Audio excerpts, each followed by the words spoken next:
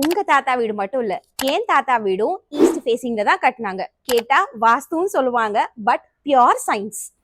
இந்தியால சன் ஈஸ்ட்ல ரைஸ் ஆகி வெஸ்ட்ல மறையும். Morning sun soft, warm and healthy. இதுவே afternoon sun harsh, hot and uncomfortable. Morning living ரூம்குள்ள உங்களுக்கு சன்னோட ஹீட் வரும்போது ரொம்ப ஹெல்த்தியாவும் இருக்கும், பிரைட்டாவும் இருக்கும்.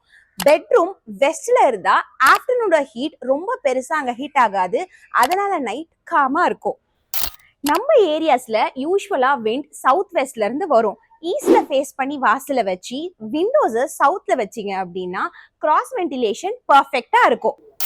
வாஸ்து சொல்றதும் அதுதான். நார்த் அண்ட் ஈஸ்ட ஓப்பனா வைங்க, சவுத் அண்ட் வெஸ்ட்ல வால்ஸை ஹெவியா கட்டுங்க அப்படின்னு சொல்லி. Indian ancestors know how to use climate responsive architecture. அதே மாதிரி 2000 வருஷத்துக்கு முன்னாடி பாசிவ் கூலிங் டெக்னாலஜியை யூஸ் பண்ணியிருக்காங்க. உங்க வீடு எந்த டைரக்ஷன்ல இருக்குன்னு கமெண்ட் பண்ணுங்க. இந்த மாதிரியான ஆர்கிடெக்சர் டிப்ஸ் டெய்லி வேணும்னா ஃபாலோ பண்ணுங்க.